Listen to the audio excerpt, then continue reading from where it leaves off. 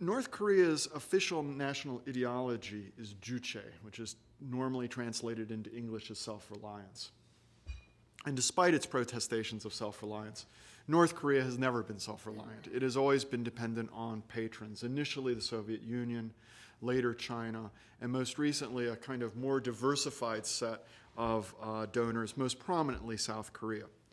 Particularly for the last 5 years, South Korea has pursued an engagement policy in which economic assistance has largely not been conditioned on North Korean behavior, including on the sensitive nuclear issue.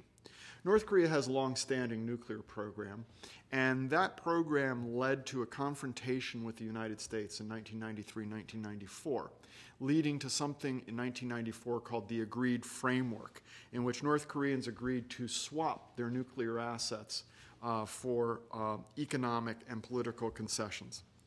I think it's fair to say that neither side implemented that bargain particularly enthusiastically, and the deal came apart in 2002, when the United States accused North Korea of operating a second secret nuclear program based on highly enriched uranium.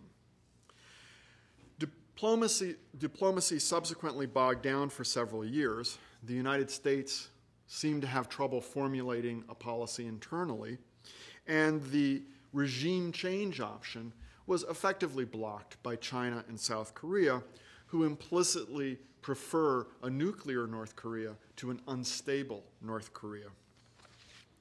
In October 2006, North Korea tested a nuclear device, and since then the six-party talks involving North Korea and South Korea, the United States, China, Japan, and Russia, has fitfully tried to put the North Korean nuclear genie back in the bottle.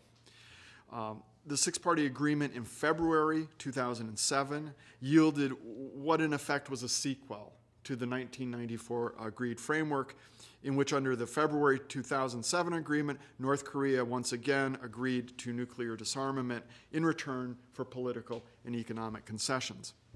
In October 2007, a follow-on agreement was struck in which North Korea agreed to disable its acknowledged nuclear facilities and provide a complete nuclear declaration by December 31st this past year.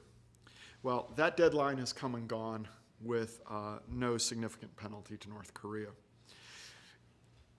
For its part, it claims that it privately provided U.S. negotiator Christopher Hill with a statement in November, but I don't think any party, except perhaps North Korea, accepts that as an adequate fulfillment of its obligations under the October 2007 agreement.